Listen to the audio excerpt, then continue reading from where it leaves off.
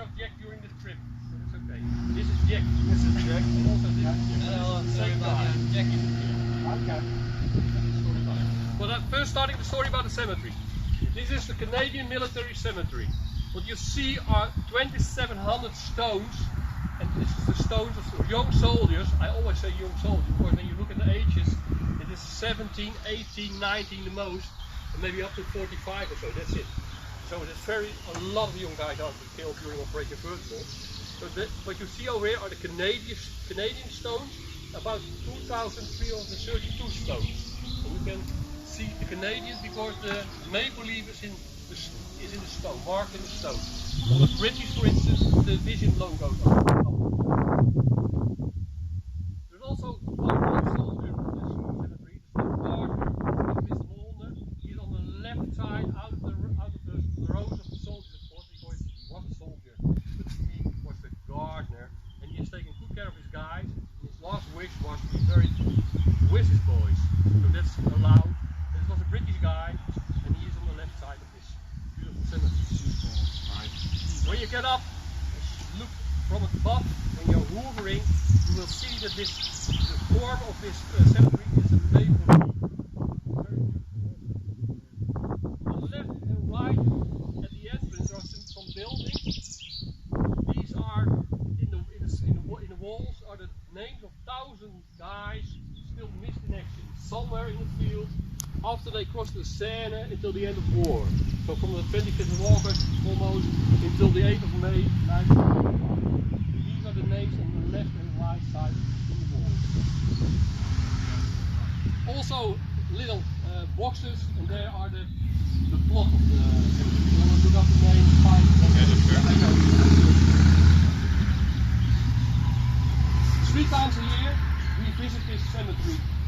And on the 4th of May, when we are remembering our dead from the war, then 2 groups are walking, one from the center of Groesbeek and one from the center of Bergendal, and they come out along the Seven Hills Road, and then they come in and do the ceremony over here.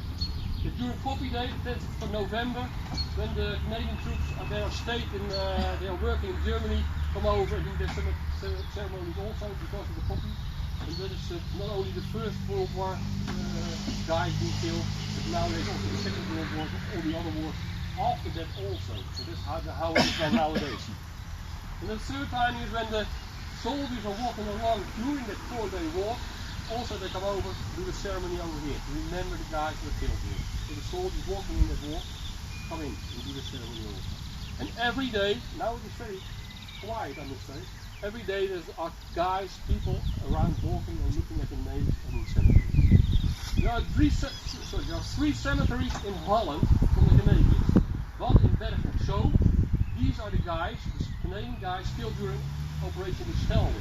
The Schelde was to get the Schelde into action, get the harbour of Antwerp that was available for ships, and that was done by the water rats. Also the 3rd Canadians had done this. The guys killed during this operation are in Bergen op Zoom. Over here are the guys being killed from 12th of November on until the 24th of March. 12th November, taking the stick over from the Americans to keep this area into the hands of the Allies, and of course 24th of March the Rhine was crossed. The Canadians killed after the Rhine crossing are in Holten. These are the guys who liberated Holland on the right side. 7,000 Canadians that had left their home and never come back. Nothing come back.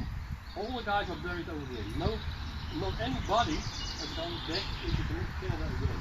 Only when they are wounded maybe, but not when they are killed. They were staying in Holland. In streets in the Dutch soil because they were not able to be left in Germany. They had to be taken to friendly soil. Well, this is Jack.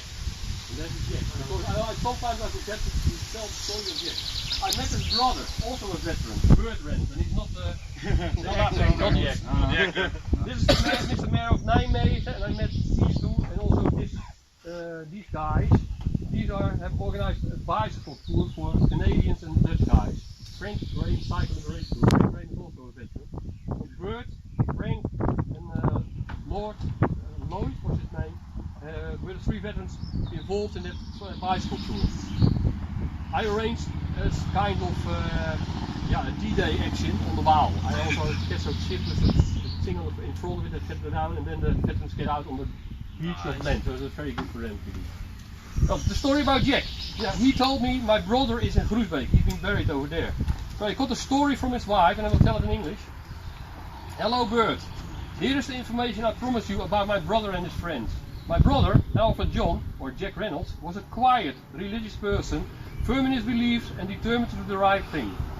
Right after high school, in 1941, he and his fair buddies enlisted in the Canadian Armed Forces, 4 of them in the Army and 1 in the Air Force.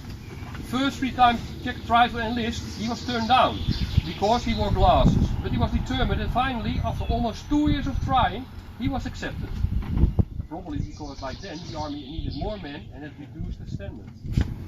Jack was very happy, especially because his 4 friends were already overseas. His eyesight was still a problem though, and he had to go through basic training 3 times before he was finally assigned to the Royal Canadian Regiment.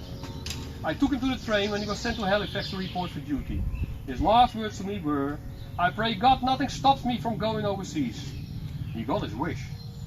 He took part in Operation Vertebral and was killed in action in Germany and died on 27 February 1945. Never did the man try so hard to sacrifice his life for others. Our family was very glad he was brought back to the Netherlands and buried in Groesbeek, where he is with friends and among friends. So the only thing that's left over in Canada was this letter in the town hall of Toronto. That's the only thing was for the parents that say goodbye to the son that's still visible. That's the only thing.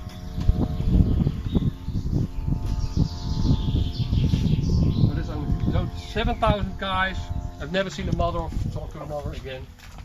And the father and mother have we're not able to get over also. So you see a lot of relatives nowadays visit this place. Last week the young guy was standing here, I think and his wife, her grandfather was killed also during the operation. He was crying because he saw his grandfather's grave over here. And he didn't realize that it would hurt him that much, but he was crying. I had to give him a big hug because I was also a little bit emotional, because you don't expect that such a guy is crying on that moment. So. Exactly. Yeah. Okay, so this is the cemetery. It is very beautiful. If you would like, please go and visit it, because it looks like all the others. That's true, but it is always a nice place to visit. Every cemetery is special. Yeah, all the English cemeteries. I mean, that's a thing I admire in the English nation. Commonwealth Graves Commission.